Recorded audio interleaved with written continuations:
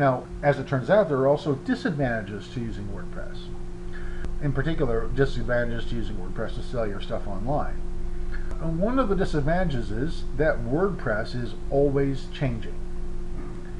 Now, I didn't really think about this as being particularly critical, 3.5 years ago when I started this business. But today, I have observed this in hundreds of members, that the fact that WordPress changes so much is something that just doesn't work well for some people, right?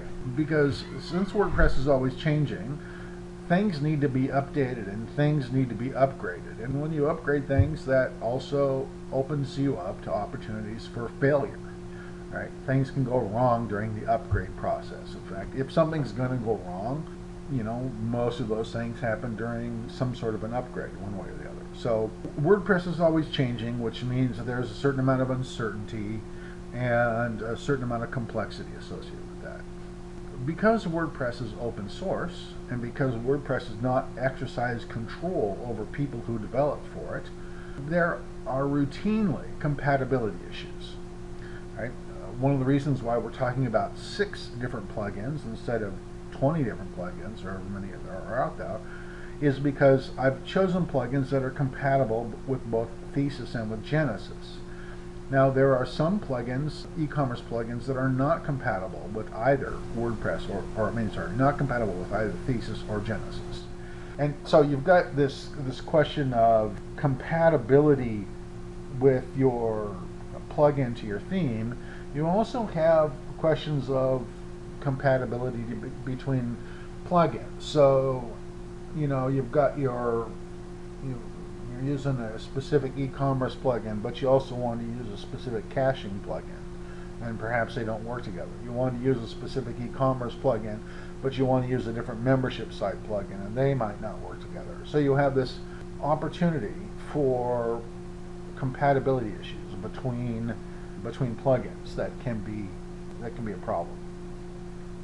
And then you also have a potential problem of plugin to host compatibility. And this is especially the case with European hosts, in my experience.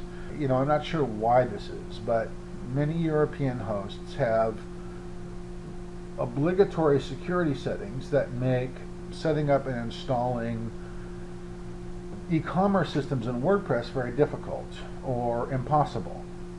So some of them prevent the saving of session data. There are some European rules against setting cookies on a user's browser, and some e-commerce systems are dependent upon being able to read and write to cookies.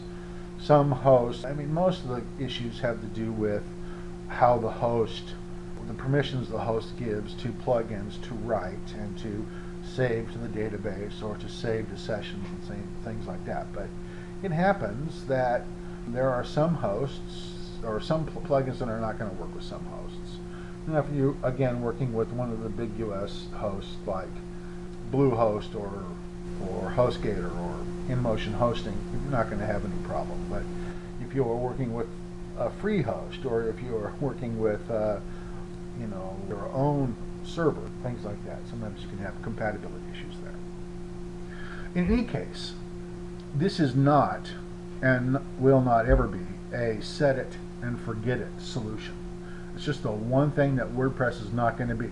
So if you want to be able to set up your store and let it go on its own without sort of regularly updating it, making sure everything is working, that kind of stuff, WordPress is not going to be the solution for you, and you're better off spending some extra money on one of the other solutions and letting it go at that, because it's absolutely not a set it and forget it solution. And in addition to all of that, sometimes you have to manage and figure out complex things. So if for some reason or another you've chosen a payment gateway that works with your bank, and the payment gateway requires you to have SSL certificate for your site, it can be a little complicated getting that SSL certificate set up and getting your website working with SSL and having all that stuff work properly. Right? That can be a little tricky. Same thing is true for testing. If you have complicated taxes, complicated shipping, SSL, product variations, blah blah blah, and you start testing, it can be a little tricky of figuring out where problems lie when the testing doesn't go nice and smoothly. And so, sometimes there's complexity to be managed. I mentioned shipping and taxes earlier, but shipping and taxes can either be very simple or can be very complicated, right? If you're in Quebec or if you're in California, your tax calculation system needs to be quite a bit more complicated than if you're in Washington State or in New Zealand.